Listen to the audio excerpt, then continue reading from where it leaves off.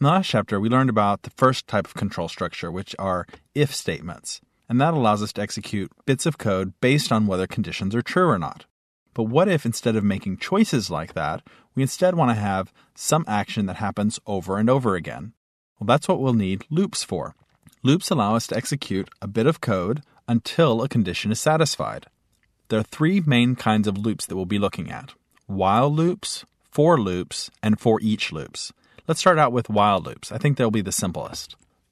The format of a while loop is while, expression, in parentheses, just like the if statement, then execute a statement. And that expression is once again going to be a Boolean expression, just like in the if statement. So while something evaluates to being true, we're going to do something. Let's take a look at a practical example. So here's a sample bit of code. In this code, while our variable count is less than or equal to 10, as long as that evaluates to true, then execute the block of code within the curly braces, which is going to be to echo count to the browser and then to increment count. And we learned about incrementing earlier. So count will go up from, let's say it starts at 0, it would go up to 1 to 2 to 3, and it would stay true and it would keep echoing out count to us until that statement in the expression becomes false, at which point count is equal to 11. Suddenly, that loop will end, and it'll move on with whatever code follows this while loop. That's the basic structure of a while loop. Let's actually open up a PHP file and try one for ourselves. So I'm going to go into my PHP sandbox, and I created a file earlier called basic.html that just has some basic HTML we can use as a starting point. And I'll save as on that document. And I'm going to call this one while loops. And then it's going to need the suffix PHP, and I'll save it in my PHP sandbox, while loops. And we'll go ahead and give it a name. We'll say loops : while in this case. Actually, I'll make it lowercase w because that's the way we're going to write it. Let's go ahead and look at that same bit we were just looking at, like this. Now, of course, I'm going to need a value for count. So let's start out count with an initial value of just 0. And I'm going to go ahead and add one more little improvement here, which is I'm just going to concatenate a comma and a space after count. So what's going to happen is it's going to have count as a value of 0. It'll reach the while loop. While will test whether or not 0 is less than or equal to 10. Since that's true, it will then output count to our browser, put a comma and a space after it, and then make count equal to 1. Now, count will be equal to 1, and it'll go back and test it again. Is count less than or equal to 10? Yes, it is. So it'll do the process again. It'll test again. Is 2 less than or equal to 10? Yes, it is. And it will keep that process going until finally count equals 11. And once count equals 11, it will no longer satisfy that condition of the while statement, and it will exit out of the loop, and it will drop down to the point at which the curly brace ends. That's the end of our loop, and it'll keep going with any other PHP code we happen to have below that.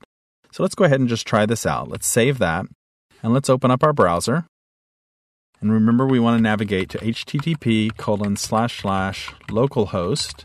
If you're on a PC, that'll be great. On a Mac, you'll also want to add in your user directory, Kevin, and PHP sandbox is the folder we're working with, and while loops is the name of the file, .php. And sure enough, there we go. We get what we expected. We get 0 through 10. Now, pay careful attention to what happens at the end there, because when this exits, the value of count is equal to 11. And we can actually test that if we go down here and say echo. Let's go ahead and put a BR tag at the beginning of it.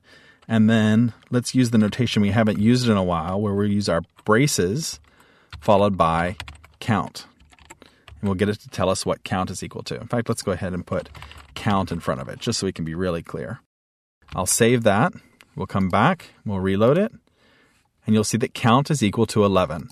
So just be careful about that count actually has finally not satisfied this condition.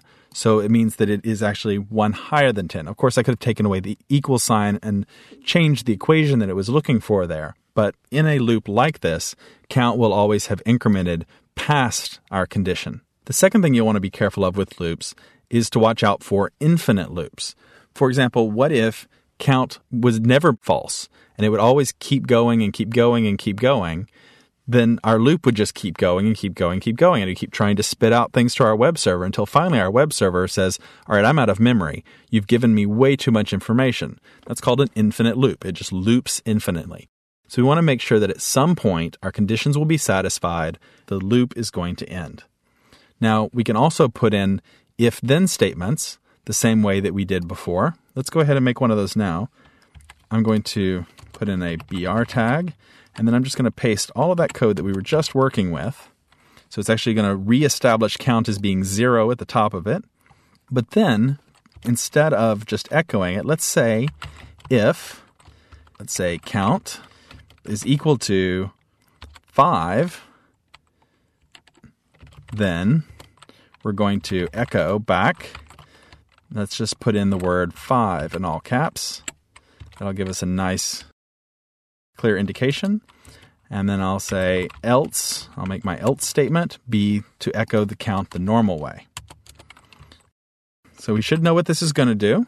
Take a look at it if you're not clear. Just spend a second with it. We're going to have an if statement that's only going to execute when count is equal to 5, and it's going to do something else when count is not equal to 5. This count increment is going to happen regardless of the value of count, and all of that is going to take place inside of the loop. So let's go back and let's load that up. And there you'll see what we get. Is that what you were expecting? It went through the loop, got 0 through 4. When it hit 5, it came back with the big 5 written, and then it kept going with the rest of the loop until it finished satisfying this set of conditions. Okay, so we got 2 sets of conditions going on here, doing 2 different things. And that's going to be extremely useful for us while we keep working. Let's move on to the next type of loop, which is going to be the for loop. The syntax is going to be a little more complex, but I think you'll also find it useful. And we'll start that right in the next movie.